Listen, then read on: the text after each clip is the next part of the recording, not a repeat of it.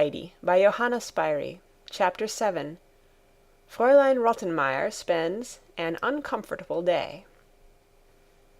When Heidi opened her eyes on her first morning in Frankfurt, she could not think where she was. Then she rubbed them and looked about her. She was sitting up in a high white bed, on one side of a large, wide room, into which the light was falling through very, very long white curtains. Near the window stood 2 chairs covered with large flowers, and then came a sofa with the same flowers, in front of which was a round table. In the corner was a washstand, with things upon it that Heidi had never seen in her life before. But now all at once she remembered that she was in Frankfurt. Everything that had happened the day before came back to her, and finally she recalled clearly the instructions that had been given her by the lady housekeeper, as far as she had heard them. Heidi jumped out of bed and dressed herself. Then she ran first to one window and then another. She wanted to see the sky and country outside. She felt like a bird in a cage behind those great curtains. But they were too heavy for her to put aside, so she crept underneath them to get to the window. But these again were so high that she could only just get her head above the sill to peer out.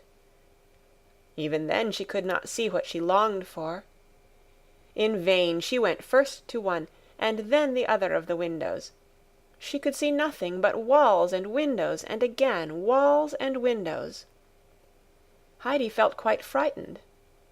It was still early, for Heidi was accustomed to get up early and run out at once to see how everything was looking, if the sky was blue, and if the sun was already above the mountains, or if the fir trees were waving and the flowers had opened their eyes. As a bird, when it first finds itself in its bright new cage, darts hither and thither, trying the bars in turn to see if it cannot get through them and fly again into the open, so Heidi continued to run backwards and forwards, trying to open first one and then the other of the windows, for she felt she could not bear to see nothing but walls and windows, and somewhere outside there must be the green grass, and the last unmelted snows on the mountain slopes, which Heidi so longed to see. But the windows remained immovable, try what Heidi would to open them, even endeavoring to push her little fingers under them to lift them up. But it was all no use. When after a while Heidi saw that her efforts were fruitless, she gave up trying, and began to think whether she would not go out and round the house till she came to the grass. But then she remembered that the night before she had only seen stones in front of the house. At that moment a knock came to the door, and immediately after Tinette put her head inside and said, "Breakfast is ready." Heidi had no idea what an invitation so worded meant, and Tinette's face did not encourage any questioning on Heidi's part, but rather the reverse. Heidi was sharp enough to read its expression, and acted accordingly. So she drew the little stool out from under the table, put it in the corner, and sat down upon it, and there silently awaited what would happen next. Shortly after, with a good deal of rustling and bustling, Fräulein Rottenmeier appeared, who again seemed very much put out, and called to Heidi, "What is the matter with you, Adelheid? Don't you understand what breakfast is? Come along at once." Heidi had no difficulty in understanding now, and followed at once. Clara had been some time at the breakfast table, and she gave Heidi a kindly greeting, her face looking considerably more cheerful than usual, for she looked forward to all kinds of new things happening again that day. Breakfast passed off quietly. Heidi ate her bread and butter in a perfectly correct manner, and when the meal was over, and Clara wheeled back into the study, Fräulein Rottenmeier told her to follow and remain with Clara until the tutor should arrive and lessons begin. As soon as the children were alone again, Heidi asked, "How can one see out from here and look right down onto the ground?" "You must open the window and look out," replied Clara, amused. "But the windows won't open," responded Heidi sadly. "Yes, they will," Clara assured her. "You cannot open them, nor I either, but when you see Sebastian you can ask him to open one." It was a great relief to Heidi to know that the windows could be opened, and that one could look out, for she still felt as if she was shut up in a prison. Clara now began to ask her questions about her home, and Heidi was delighted to tell her all about the mountain and the goats, and the flowery meadows, which were so dear to her. Meanwhile her tutor had arrived. Fräulein Rottenmeier, however, did not bring him straight into the study, but drew him first aside into the dining-room, where she poured forth her troubles, and explained to him the awkward position in which she was placed, and how it had all come about. It appeared that she had written some time back to Herr Sesemann to tell him that his daughter very much wished to have a companion, and had added how desirable she thought it herself, as it would be a spur to Clara at her lessons, and an amusement for her in her playtime. Fräulein Rottenmeier had privately wished for this arrangement on her own behalf, as it would relieve her from having always to entertain the sick girl herself, which she felt at times was too much for her. The father had answered that he was quite willing to let his daughter have a companion, provided she was treated in every way like his own child, as he would not have any child tormented or put upon. "Which was a very unnecessary remark," put in Fräulein Rottenmeier, "for who wants to torment children?" But now she went on to explain how dreadfully she had been taken in about the child, and related all the unimaginable things of which she had already been guilty, so that not only would he have to begin with teaching her the ABC, but would have to start with the most rudimentary instruction as regarded everything to do with daily life. She could see only one way out of this disastrous state of affairs, and that was for the tutor to declare that it was impossible for the two to learn together without detriment to Clara, who was so far ahead of the other, that it would be a valid excuse for getting rid of the child, and Herr Sesemann would be sure to agree to the child being sent home again. But she dared not do this without his order, since he was aware that by this time the companion had arrived. But the tutor was a cautious man, and not inclined to take a partial view of matters.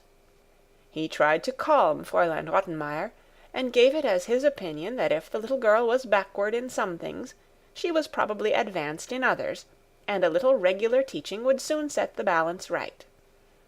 When Fräulein Rottenmeier saw that he was not ready to support her, and evidently quite ready to undertake teaching the alphabet, she opened the study door, which she quickly shut again as soon as he had gone through, remaining on the other side herself, for she had a perfect horror of the ABC. She walked up and down the dining-room, thinking over in her own mind how the servants were to be told to address Adelheid. The father had written that she was to be treated exactly like his own daughter, and this would especially refer, she imagined, to the servants. She was not allowed, however, a very long interval of time for consideration, for suddenly the sound of a frightful crash was heard in the study, followed by frantic cries for Sebastian. She rushed into the room. There on the floor lay in a confused heap books, exercise books, inkstand, and other articles with the tablecloth on the top, while from beneath them a dark stream of ink was flowing all across the floor. Heidi had disappeared. "Here's a state of things!" exclaimed Fräulein Rottenmeier, wringing her hands. "Tablecloth, books, work-basket, everything lying in the ink. It was that unfortunate child, I suppose." The tutor was standing looking down at the havoc in distress. There was certainly only one view to be taken of such a matter as this, and that an unfavorable one. Clara meanwhile appeared to find pleasure in such an unusual event, and in watching the results. "Yes, Heidi did it," she explained, "but quite by accident. She must on no account be punished. She jumped up in such violent haste to get away that she dragged the tablecloth along with her, and so everything went over. There were a number of vehicles passing. That is why she rushed off like that. Perhaps she has never seen a carriage. Is it not as I said? She has not the smallest notion about anything, not the slightest idea that she ought to sit still and listen while her lessons are going on. But where is the child who has caused all this trouble? Surely she has not run away. What would Herr Sesemann say to me? She ran out of the room and down the stairs. There, at the bottom, standing in the open doorway, was Heidi, looking in amazement up and down the street. "What are you doing? What are you thinking of, to run away like that?" called Fräulein Rottenmeier. "I heard the sound of the fir trees, but I cannot see where they are, and now I cannot hear them any more," answered Heidi, looking disappointedly in the direction whence the noise of the passing carriages had reached her, and which to Heidi had seemed like the blowing of the south wind in the trees, so that in great joy of heart she had rushed out to look at them. "Fir trees? Do you suppose we are in a wood? What ridiculous ideas are these? Come upstairs and see the mischief you have done." Heidi turned and followed Fräulein Rottenmeier upstairs. She was quite astonished to see the disaster she had caused, for in her joy and haste to get to the fir trees she had been unaware of having dragged everything after her. "I excuse you for doing this as it is the first time, but do not let me know you are doing it a second time," said Fräulein Rottenmeier, pointing to the floor. "During your lesson time you are to sit still and attend. If you cannot do this, I shall have to tie you to your chair. Do you understand?" "Yes," replied Heidi, "but I will certainly not move again." For now she understood that it was a rule to sit still while she was being taught. Sebastian and Tinette were now sent for to clear up the broken articles and put things in order again. The tutor said good morning and left, as it was impossible to do any more lessons that day. There had been certainly no time for yawning this morning. Clara had to rest for a certain time during the afternoon, and during this interval, as Fräulein Rottenmeier informed Heidi, the latter might amuse herself as she liked. When Clara had been placed on her couch after dinner, and the lady housekeeper had retired to her room, Heidi knew that her time had come to choose her own occupation. It was just what she was longing for, as there was something she had made up her mind to do, but she would require some help for its accomplishment, and in view of this she took her stand in the hall in front of the dining-room door, in order to intercept the person she wanted. In a few minutes up came Sebastian from the kitchen with a tray of silver tea-things, which he had to put away in the dining-room cupboard. As he reached the top stairs, Heidi went up to him and addressed him in the formal manner she had been ordered to use by Fräulein Rottenmeier. Sebastian looked surprised and said somewhat curtly, "What is it you want, miss?" "I only wished to ask you something, but it is nothing bad like this morning," said Heidi, anxious to conciliate him, for she saw that Sebastian was rather in a cross temper, and quite thought that it was on account of the ink she had spilt on the floor. "Indeed, and why, I should first like to know. Do you address me like that?" replied Sebastian, evidently still put out. "Fräulein Rottenmeier told me always to speak to you like that," said Heidi. Then Sebastian laughed, which very much astonished Heidi, who had seen nothing amusing in the conversation, but Sebastian, now he understood that the child was only obeying orders, added in a friendly voice, "What is it then that Miss wants?" It was now Heidi's turn to be a little put out, and she said, "My name is not Miss, it is Heidi." "Quite so, but the same lady has ordered me to call you Miss," explained Sebastian.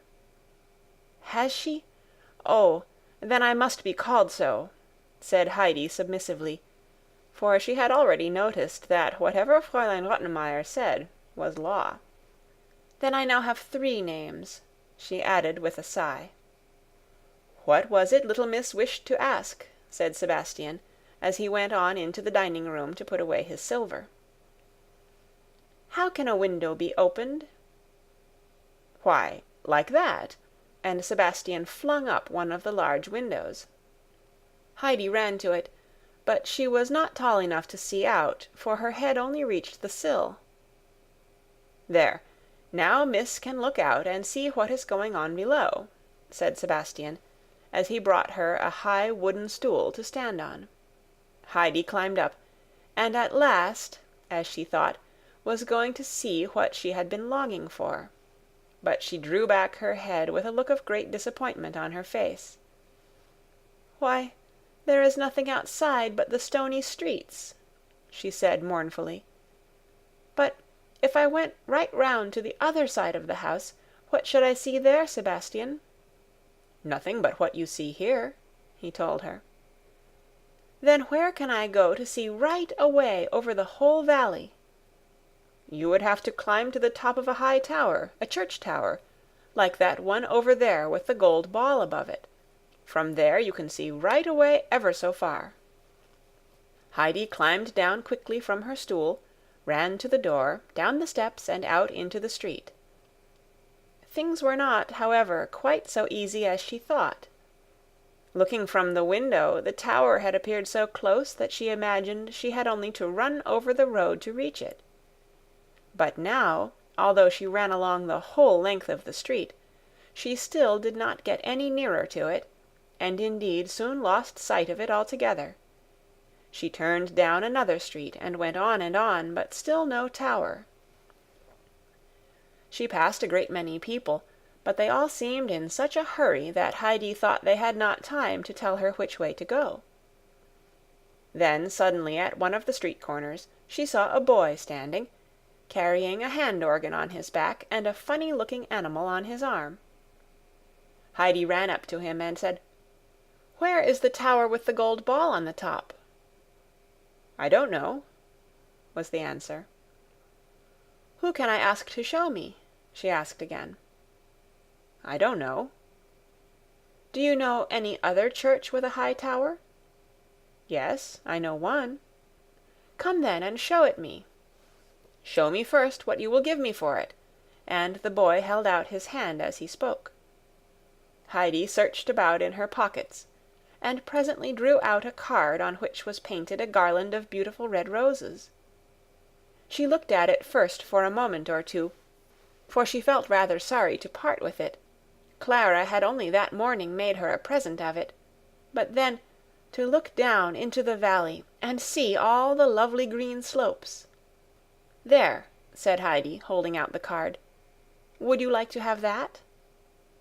The boy drew back his hand and shook his head. "What would you like then?" asked Heidi, not sorry to put the card back in her pocket. "Money?" "I have none, but Clara has. I am sure she will give me some. How much do you want?" "Twopence." "Come along then." They started off together down the street, and on the way Heidi asked her companion what he was carrying on his back. It was a hand-organ, he told her, which played beautiful music when he turned the handle. All at once they found themselves in front of an old church with a high tower. The boy stood still and said, "There it is." "But how shall I get inside?" asked Heidi, looking at the fast-closed doors. "I don't know," was the answer. "Do you think that I can ring as they do for Sebastian?" "I don't know." Heidi had by this time caught sight of a bell in the wall, which she now pulled with all her might. "If I go up, you must stay down here, for I do not know the way back, and you will have to show me."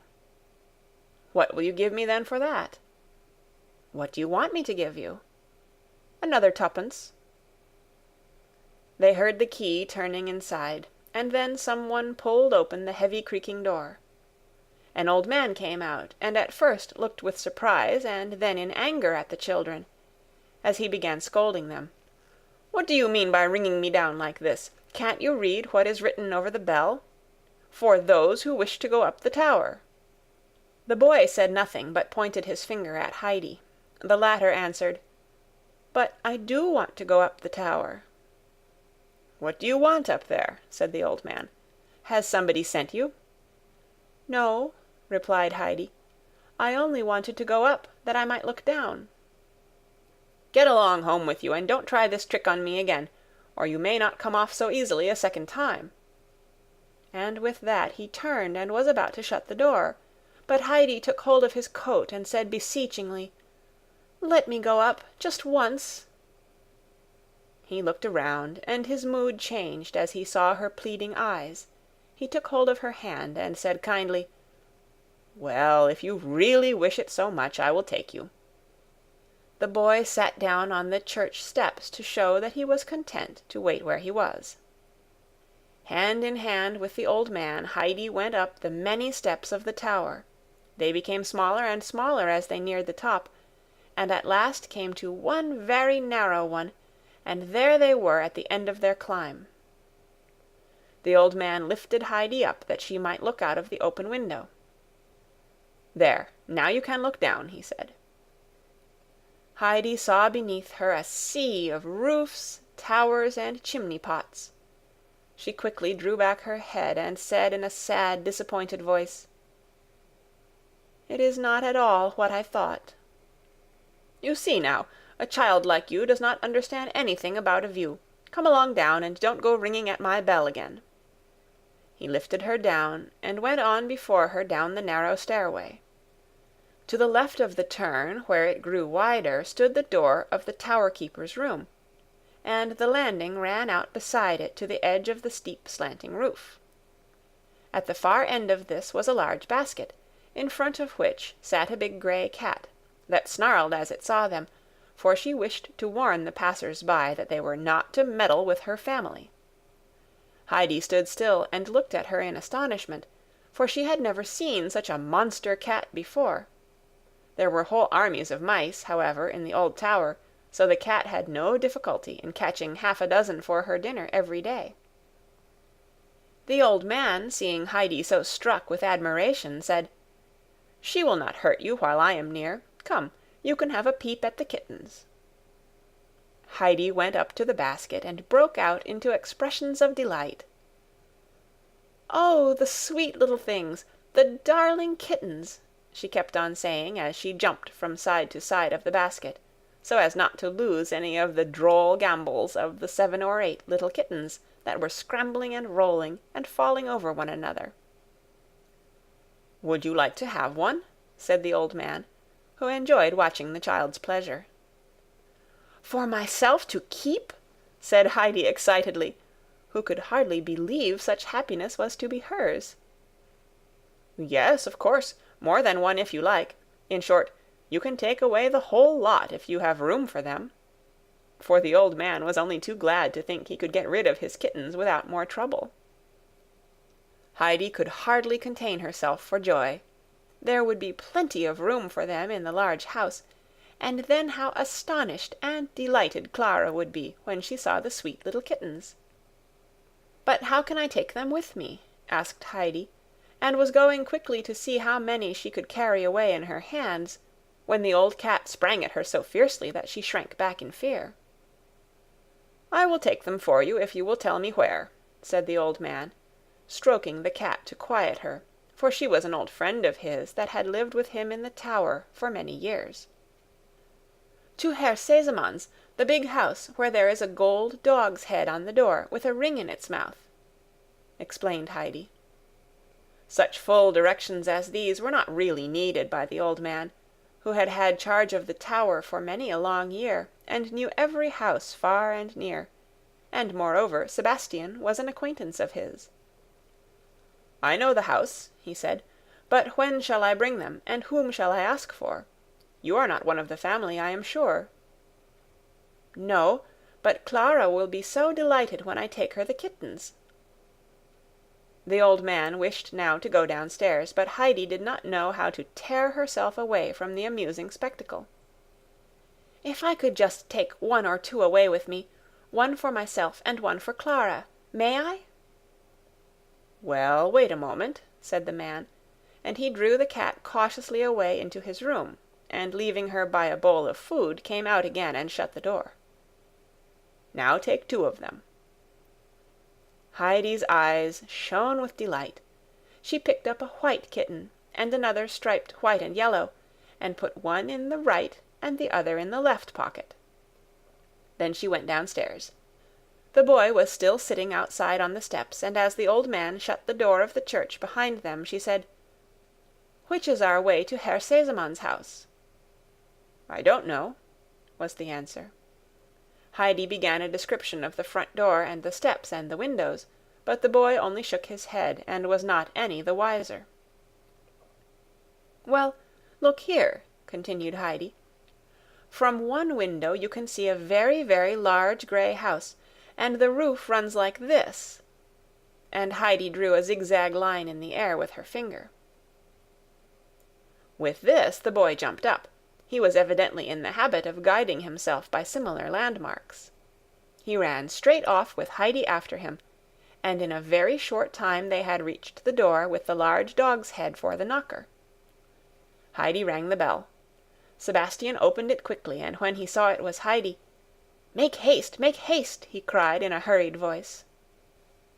Heidi sprang hastily in, and Sebastian shut the door after her, leaving the boy, whom he had not noticed, standing in wonder on the steps. "Make haste, little miss," said Sebastian again. "Go straight into the dining room. They are already at table. Fräulein Rottenmeier looks like a loaded cannon. What could make the little miss run off like that?" Heidi walked into the room. The lady housekeeper did not look up. Clara did not speak. There was an uncomfortable silence. Sebastian pushed her chair up for her, and when she was seated, Fräulein Rottenmeier, with a severe countenance, sternly and solemnly addressed her. "I will speak with you afterwards, Adelheid. Only this much will I now say, that you behaved in a most unmannerly and reprehensible way by running out of the house as you did, without asking permission, without anyone knowing a word about it, and then to go wandering about till this hour. I never heard of such behavior before." "Meow," came the answer back. This was too much for the lady's temper. With raised voice she exclaimed, "You dare, Adelheid, after your bad behavior, to answer me as if it were a joke." "I did not," began Heidi. "Meow, meow."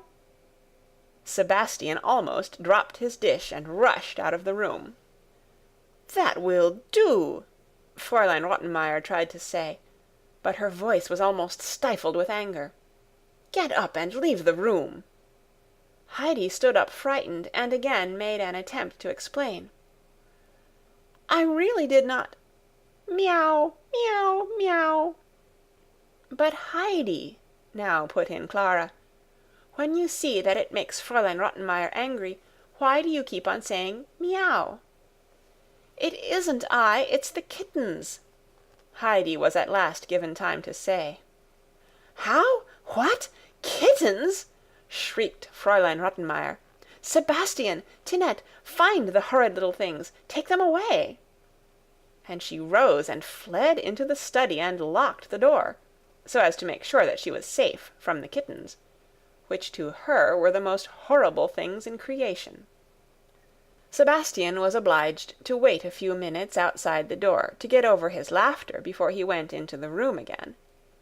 He had, while serving Heidi, caught sight of a little kitten's head peeping out of her pocket, and guessing the scene that would follow, had been so overcome with amusement at the first meows that he had hardly been able to finish handing the dishes. The lady's distressed cries for help had ceased before he had sufficiently regained his composure to go back into the dining-room. It was all peace and quietness there now. Clara had the kittens on her lap, and Heidi was kneeling beside her, both laughing and playing with the tiny, graceful little animals. "Sebastian," exclaimed Clara as he came in, "you must help us. You must find a bed for the kittens where Fräulein Rottenmeier will not spy them out, for she is so afraid of them that she will send them away at once. But we want to keep them, and have them out whenever we are alone. Where can you put them?" "I will see to that," answered Sebastian willingly. "I will make a bed in a basket, and put it in some place where the lady is not likely to go. You leave it to me." He set about the work at once, sniggling to himself the while, for he guessed there would be a further rumpus about this some day, and Sebastian was not without a certain pleasure in the thought of Fräulein Rottenmeier being a little disturbed. Not until some time had elapsed, and it was nearing the hour for going to bed, did Fräulein Rottenmeier venture to open the door a crack and call through, "Have you taken those dreadful little animals away, Sebastian?" He assured her twice that he had done so. He had been hanging about the room in anticipation of this question, and now quickly and quietly caught up the kittens from Clara's lap, and disappeared with them.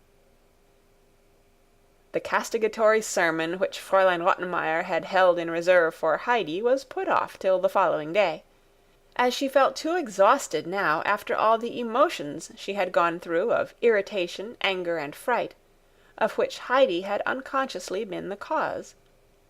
She retired without speaking, Clara and Heidi following, happy in their minds at knowing that the kittens were lying in a comfortable bed.